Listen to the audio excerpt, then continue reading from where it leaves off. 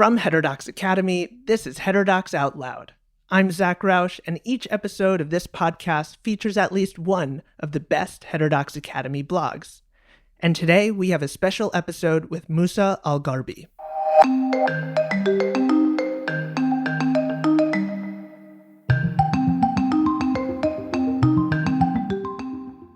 Anti-racism training, anti-bias training, microaggression training, diversity, equity, and inclusion workshops. You've heard the buzz. Diversity-related training is one of the most contentious issues in higher education today. Musa al-Gharbi, a fellow in sociology at Columbia University, has done a deep dive into the research. On June 3rd, he's moderating an online public event on diversity training with us. You can sign up on our website. Musa also wrote a 3-part series on the most pressing questions. Does diversity training work? What do you do if you have to attend a training program? Are there alternatives? Musa is here with us today. The training as currently constituted just doesn't work. It doesn't. And in fact, it's not only does it not work, but it's worse than doing nothing in some respects because it actually creates a lot of adverse consequences for how people relate to each other. Before my interview with him, let's hear from Musa's blog. Diversity Training Doesn't Work. This might. The narrator is Jonathan Todd Ross. Diversity-related training programs are intended to serve a range of purposes. For instance, they can provide organizations with a signaling device to show that they are with it and doing something about inequality, bias, or discrimination.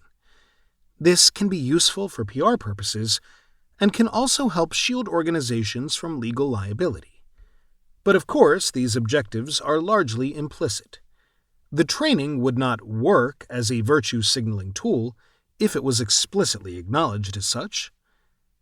Instead, the explicit objectives of diversity-related training programs include rectifying inequalities, improving the organizational climate and employee morale, increasing collaboration across lines of difference, fostering free exchange of ideas and information, enhancing the hiring, retention, and promotion of diverse candidates, and more.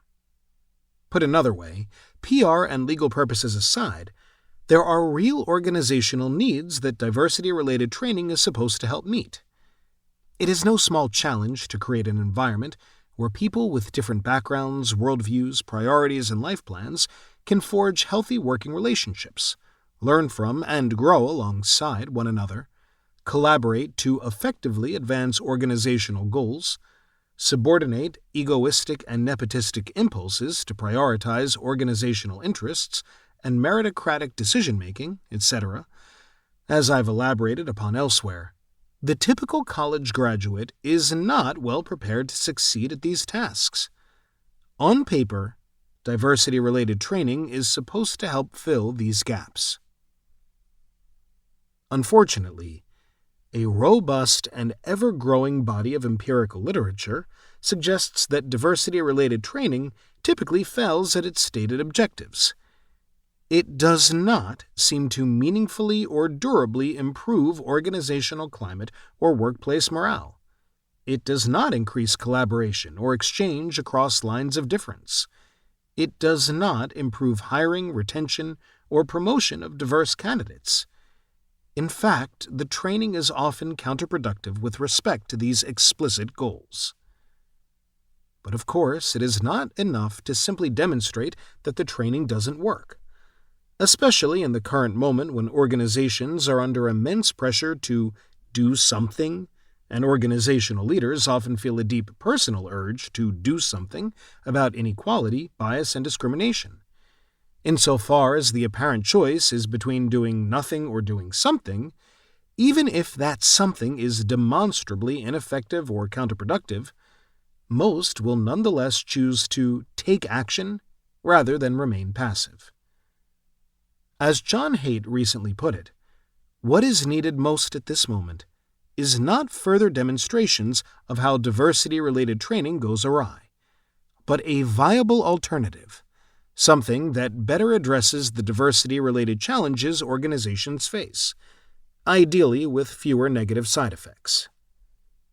Fortunately, the empirical literature showing how and why diversity-related training fails also points towards ways that the training could be reimagined in order to better serve its stated purposes. Here, I briefly sketch out some of the core lessons. Diversity-related training should be indexed to concrete roles, tasks, and goals. Too often, diversity-related training is oriented around goals that it could not possibly achieve. For instance, it is impossible to eliminate racism, sexism, or inequality in the broader society, or even in the workplace, through diversity-related training programs. This is simply beyond the scope of what an organizational training session could plausibly achieve. Insofar as training aims for objectives that it could not possibly realize, it is, of course, doomed to fail. And when the goals of the training are extremely broad or vague, it can be hard to speak meaningfully about the efficacy of the training at all, and it can be difficult for those taking part to see the point. Training should instead be tightly connected to specific organizational objectives and the specific tasks different team members are responsible for. This helps participants more easily see the relevance and value of the training. It also helps them put the principles into practice more easily. An additional benefit of this approach is that it helps keep the training focused on advancing organizational goals rather than, for instance, litigating the history or current state of America in the process of trying to cultivate important workplace knowledge and skills, or debating the extent, causes, consequences, and possible solutions of various inequalities. Indeed, needlessly and often ham-fistedly wading into these controversial matters can render it almost impossible for people to actually acquire the core competencies that diversity-related training is supposed to impart, and can damage workplace relationships in the process. One need not, for instance, internalize left progressive views on inequality and identity issues in order to effectively collaborate with a colleague on a project, not the least because colleagues who are minorities or immigrants often won't subscribe to such views themselves. Insofar as training seeks to push controversial moral and political ideologies onto participants, in addition to or at the expense of providing them with practical knowledge or skills, this often lowers employee morale and generates blowback against colleagues who are women, people of color, LGBTQ, etc. Diversity-related training should be integrated into general employee development. Rather than having standalone sessions on diversity issues, which implicitly frame diversity-related competencies as something separate from or in addition to one's general work responsibilities, diversity-related training should be seamlessly integrated with other forms of training. Consider management training. Avoiding nepotism, cultivating diverse teams, leveraging divergent viewpoints, etc. These are not supplementary competencies. They are part and parcel of the job. Being effective at these tasks is simply what it means to be a good manager. This is precisely how these topics should be addressed in training. They should be part of general development, and again, tightly connected to the specific tasks and competencies participants are expected to master. Similarly, in most organizational roles, people are expected to be able to collaborate in teams, to deliver and receive constructive feedback, and to amicably manage disagreements. Diversity-related training should not be approached as something separate from helping people fulfill these general expectations. Instead, considerations about working with people of different backgrounds and worldviews, who may possess different communication styles and behavioral expectations or preferences, should simply be part of equipping people to succeed at their regular organizational duties. Indeed, freestanding diversity-related modules often reinforce the false impression that people from historically marginalized or underrepresented groups are looking for special treatment or playing by a different set of rules. In fact, with some exceptions, most are looking for the same treatment that is due all employees, irrespective of their race, gender, sexuality, religion, etc. Folding considerations about diversity into more general guidance about organizational expectations helps to prevent this misimpression. And again, by tying the training to the specific roles and tasks people are expected to perform within the organization, helps participants better see the value and relevance of the training, and to put it into practice. Perhaps most critically, this model provides people with multiple touchpoints on diversity-related content. They receive certain training when initially taking on a role, some supplementary training as relevant to assist with particular organizational initiatives, other training when they move into a new organizational role, etc. These trainings would reinforce and build upon one another, without being overly redundant, as the training would be tailored around specific roles, tasks, and goals, helping to mitigate an effect often observed in diversity-related training as it is currently practiced, where the lessons learned from the training erode as time goes on, and people inevitably settle back into familiar patterns of action and interaction, to the point where the training leaves no durable positive effects. Training on issues like racism and sexism should be discussed as examples of more general cognitive trends instead of unique pathologies. People generally gravitate towards others who are like them. They often hold negative attitudes and demonstrate a willingness to discriminate against those who seem very different from themselves.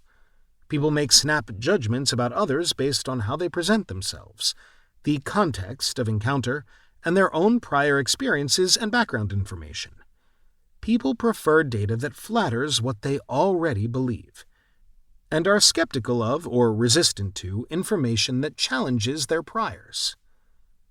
Critically, these are not tendencies that are unique to whites or men or heterosexuals, i.e., members of high-status groups. They are general features of human cognition. Yet, as political scientist Eric Kaufman explains, many people from high-status groups perceive there to be a double standard with respect to these behavioral and cognitive tendencies. Specifically, it seems to be not just acceptable, but encouraged for members of lower-status groups to organize along the lines of their race, gender, or sexuality, explicitly for the purpose of competing against high-status groups. However, when members of high-status groups do the same, to preserve or enhance their own social position, just as everyone else seems to be doing, this is condemned and described in terms of pathology: racism, sexism, homophobia, etc. This perceived double standard, Kaufman argues, exacerbates resentment against people from lower status groups, and renders people more susceptible to reactionary politics. Rather than reinforcing this perception of double standards, diversity-related training should start by explaining bias, discrimination, nepotism, and motivated reasoning as general cognitive tendencies, which all people are susceptible to, and should equip participants to recognize these inclinations, and to understand how they can derail organizational efficacy. Then the training can drill into how these broad features of human cognition often express themselves along the lines of gender, race, religion, etc., again, not just among members of high-status groups, but often among minorities as well.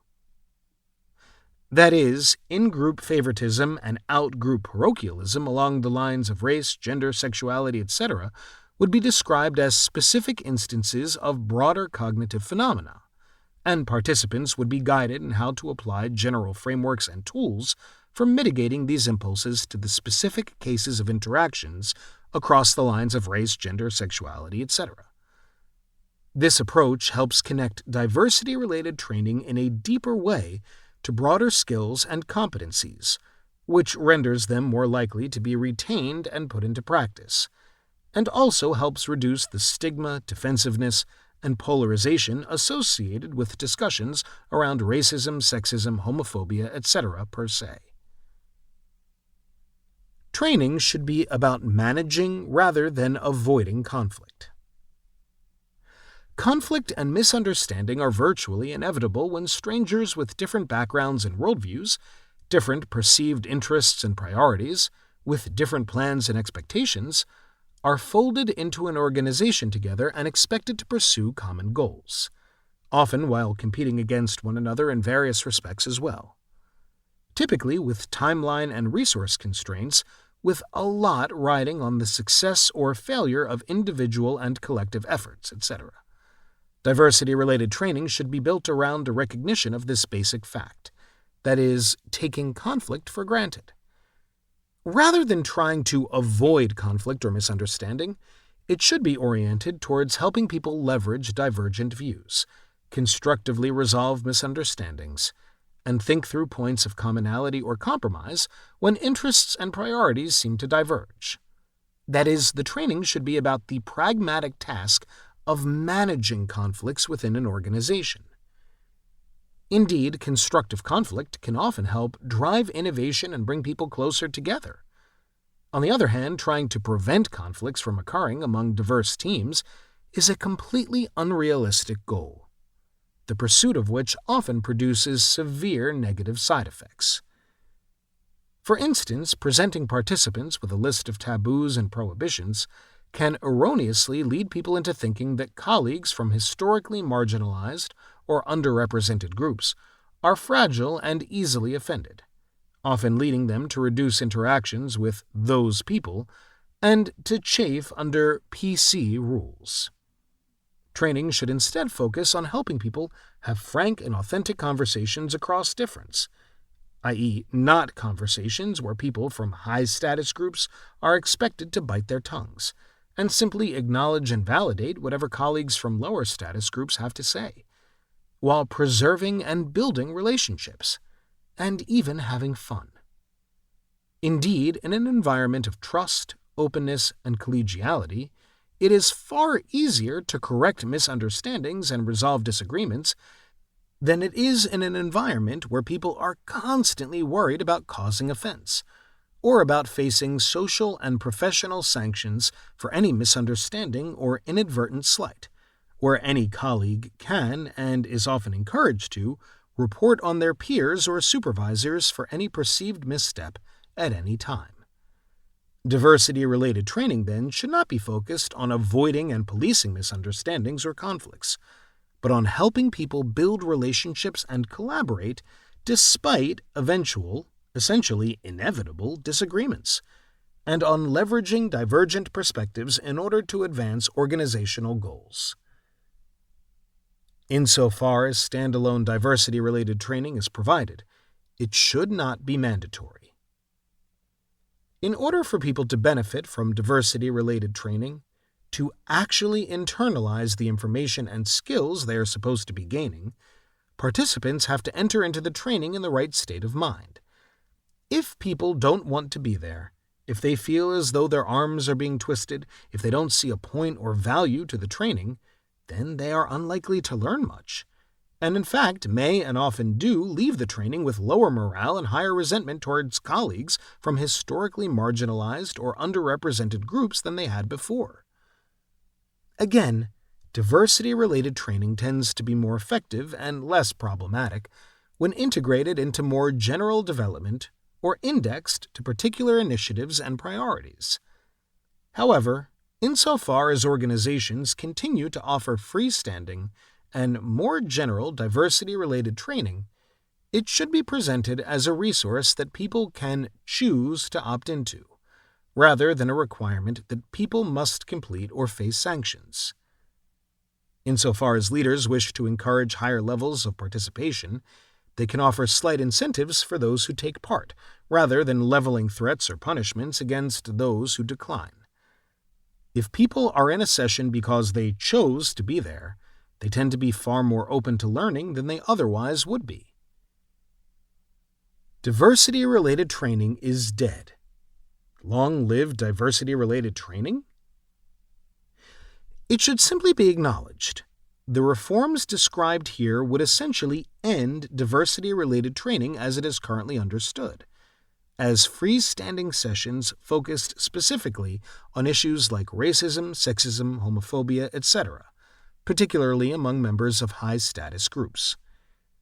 In its place would be training on general cognitive distortions which all people are susceptible to, equipping participants with practical tools and resources to identify and account for these tendencies, and how to recognize how these general inclinations often play out along the lines of gender, race, sexuality, etc. The training would take for granted that disagreements and misunderstandings will occur among diverse teams. These conflicts are not signs of pathology, wrongdoing, or an unhealthy organizational culture. They are more or less inevitable consequences of diversity, but they do not have to be toxic or damaging. They can even be productive. The training would not be one-size-fits-all, but would instead be built around specific organizational tasks, roles, and initiatives, helping people more easily see the relevance and value of the training, and to put it into practice.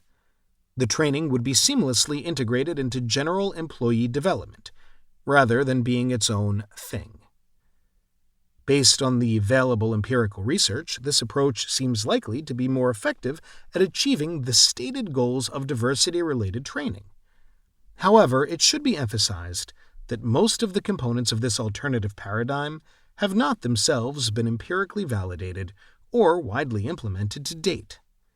Only after more rigorous testing and implementation can we be confident that this alternative approach will work better in practice. But in theory, the empirical literature on how and why the prevailing approach to diversity-related training typically goes awry seems to provide us with a promising roadmap of what more effective training might look like. Narrator Jonathan Todd Ross with Musa's blog, Diversity Training Doesn't Work, This Might. Now, our interview. Musa, thank you so much for coming on to Heterodox Out Loud. Thank you for having me. This was actually just one of 3 blogs that you've written for us on diversity-related trainings just in the past 12 months. Why now? I guess the most pressing impetus was that a lot of people were talking about diversity-related training, and diversity-related training became a popular way that organizations were responding to calls for change in the aftermath of George Floyd's killing. A number of people within organizations were demanding that companies sort of do something to show that they're on the side of racial justice, etc. And what a lot of companies sort of instinctively reached for was anti-racism training or diversity training. And that created some backlash in some quarters, namely because a lot of people felt like the training was a waste of time or didn't work. And so there are these claims and counterclaims about whether the training is useful or not. And a lot of it was sort of at the level of rhetoric, but it didn't need to stay there, because actually there's a huge body of empirical research on on this training and its efficacy. And so that's what I wanted to do, was sort of create a resource that people could use to talk about this issue in a more informed way. So let's discuss those 3 pieces, the blogs that you wrote. The first one was basically just a literature review. There's been a whole bunch of research since the mid-'80s evaluating the efficacy of the programs. The overwhelming conclusion from that work is that they tend not to be effective at advancing the stated goals. They do serve other purposes, and this is part of why they're popular. So, for instance, companies want to be able to show that they're supportive of social justice-related issues, in part to attract talent, because people, especially in knowledge economy industries like finance or tech or higher ed, the employees that you want to recruit tend to very, very much care about these things. So if you want them to come work for you, you have to show that you care about them too. That's part of it. And another part of it is sort of shielding people from lawsuits or bad PR. It provides a way for companies to show that they're sort of doing something about racialized inequality or gendered inequality, which can help in court. And in fact, a lot of companies do use the fact that they offer this training in court to help ward off lawsuits. So it serves a bunch of purposes other than the purposes that it says it's supposed to do, which is to help people from historically marginalized or underrepresented groups feel more comfortable in the workplace, to retain them, to improve diversity in the workplace, to reduce conflict in the workplace. The training doesn't do any of that stuff. The way people engage and talk about these issues is just often non-constructive. So the second piece in the series was to give people advice for how can you engage in a productive way on these things. So say your employer wants to institute this training, which the empirical research shows doesn't work. If you just say, I don't want to do it, or it doesn't work, that's not going to be super effective. So the second piece was to give people strategies for how do you productively engage people with respect to what the empirical literature shows or doesn't show. The third piece was sort of looking at the literature about where diversity programs go awry to sort of imagine what a more effective and what a more constructive diversity training regimen might look like. So one of the things you state is like, right, there's no empirical backing for the current initiatives that are being done in universities. In the meantime, what should universities be doing, if anything? So there are some people that are piloting and trying to empirically validate, some of different alternative approaches. But right now, the evidence just isn't there to show that these other alternatives would be, necessarily more effective. Now, there are sort of strong theoretical reasons to think that these alternative approaches would at least be less damaging. So what I would strongly recommend that institutions do, to the extent that they have the capacity to do this, and many institutions won't have the capacity to necessarily do this, would be to try to hire people to pilot alternative programs that are based on what the literature says is more effective.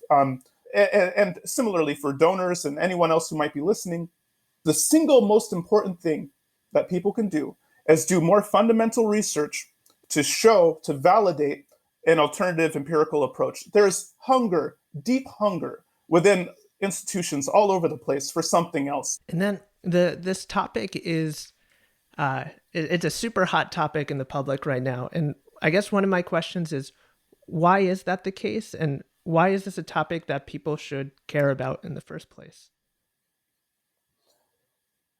Anything that gets pulled into the culture wars just rots everyone's brains. I mean, it rots discourse. It rots. And so the DEI training got pulled into the culture wars again in the aftermath of George Floyd's killing. This was like a go-to move that a lot of corporations and institutions reached for because it's easy and it's relatively cheap. On the left, a lot of people were frustrated with companies doing this. There is a sense, and it's not a wrong sense, that it's basically a way for companies just to kind of symbolically show they're with it without doing anything like substantial about racialized inequality. And then on the right, similarly, there was frustration because it seemed like corporations were trying to push ideological sort of positions onto their employees using this training that is demonstrably ineffective. Basically, across the political spectrum, it became polarizing for employees because institutions relied so heavily on this training as their sort of go-to response to the George Floyd killing. So do you think it's a good thing that there is this impetus for diversity trainings in universities today? Yeah, so what's interesting is, so if you look at the history of sort of how diversity trainings came about and why diversity-related training came about, it was because companies had, there were sort of these pressing needs. Really, before the sort of late 60s, early 70s, institutions of higher learning were very parochial spaces. It was mostly so co-ed education didn't become a thing until mid-60s, early 70s. And even then, there weren't a lot of sexual harassment or sex discrimination protections for women until the late 70s, early 80s. So it wasn't until 1980 that women became a majority of students on colleges, despite the fact that they've been a majority of the population for, basically forever. And then same thing with African Americans and racial and ethnic minorities. There were 19 states in America all the way until 1973 that operated dual systems of higher education, one for Blacks and one for everyone else. In the late 60s, early 70s, institutions of higher learning were integrating racially. They were integrating in terms of gender. There was a broader mix of people from different class backgrounds as well as a result of expansions of student loans and GI bills and stuff like this.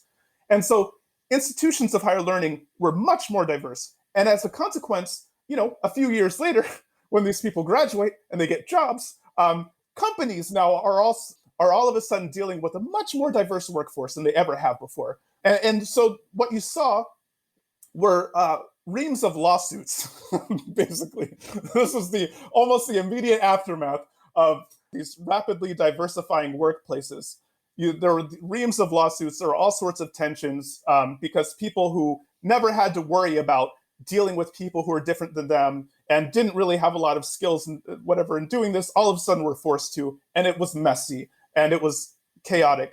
And so companies started reaching for something that could help people learn to engage more effectively. So this was the real need that companies had that sort of gave rise to diversity training programs.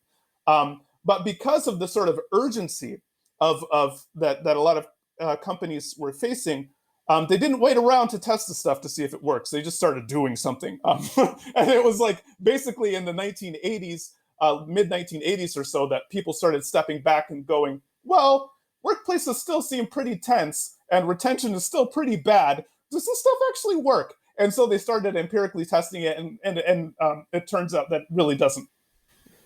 So last question for you is, what is your bottom line? What would you like to make sure our listeners take away from your blog? The first one is that the training as currently constituted just doesn't work. It doesn't. And in fact, it's not only does it not work, but it's worse than doing nothing in some respects, because it actually creates a lot of adverse consequences for how people relate to each other.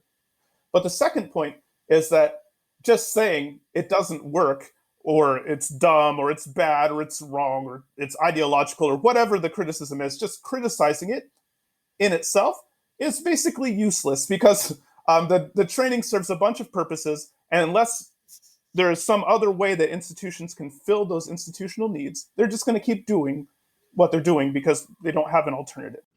Musa, you have an event coming up this week in addition to your 3 blogs. It's on June 3rd. I'll be joined by a handful of other great scholars. So June 3rd at 7 p.m. For a Heterodox Academy event called Diversity Training.